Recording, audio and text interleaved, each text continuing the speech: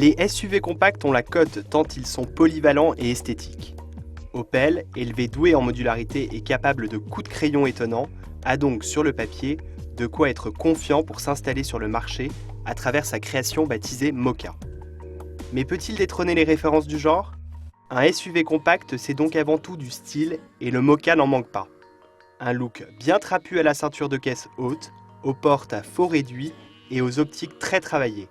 Tous les ingrédients sont là. On retrouve aussi la touche Insignia avec un regard en boomerang et cette virgule dynamisant les flancs. Il s'habille enfin d'une combinaison de baroudeurs avec des renforts plastiques encadrant des sabots de protection. Le Mokka est probablement le plus esthétique sur le segment et viendrait plutôt dans cet exercice se mesurer au si singulier Nissan Juke. En termes de dimension, on est dans le bon wagon avec 4,28 m de long, c'est 5 cm de moins qu'un Qashqai et 2 cm de moins qu'un ASX mais 6 cm de plus qu'un Yeti.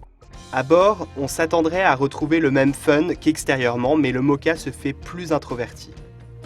On n'est pas ici dans l'esprit de personnalisation de l'Opel Adam, même s'il est possible d'obtenir un intérieur cuir biton. L'Opel Mokka s'en sort beaucoup mieux au jeu de l'habitabilité et de la modularité. Avec 19 espaces de rangement, il y a de quoi s'étaler. Nous avons bien 3 places à l'arrière et 100 tunnels centrales sur cette version 2 roues motrices. Les assises se rabattent d'un seul doigt pour obtenir un plancher presque plat. Dommage toutefois que le coffre avec 356 litres n'offre pas plus de profondeur et donc de capacité. Il pêche ici face à ses concurrentes. Un bémol rattrapé par des équipements high-tech encore rares sur le segment comme l'éclairage adaptatif, l'alerte de franchissement de ligne ou la reconnaissance des panneaux de signalisation via une caméra frontale. Mieux, le Mokka offre en série cette fois l'assistance à la descente et une prise électrique 230 volts idéalement située au centre de l'habitacle.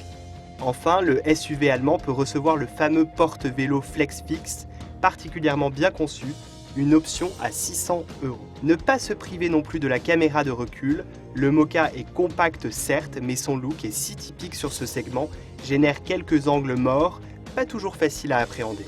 Sous le capot, 2 offres essence de 115 chevaux ou 140 chevaux et un unique diesel de 130 chevaux, disponible en 2 ou 4 roues motrices et à boîte manuelle ou automatique.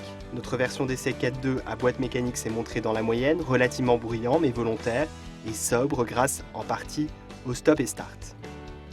L'ASX s'incline ici avec son bloc de 115 chevaux seulement. En revanche, difficile de détrôner le Qashqai, surtout depuis l'arrivée du bloc énergie 130 chevaux particulièrement véloce. Opel a souhaité privilégier le confort sur son SUV, d'où le parti pris d'une suspension souple, un choix des plus agréables en ville et sur les petites routes de campagne, d'autant que l'ajustement ne génère pas d'effet de pompage.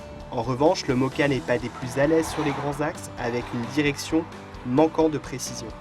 À 23 240 €, cet Opel Mokka 1.7 CDTI Cosmo se positionne dans une fourchette de tarifs plutôt basse face à ses concurrentes.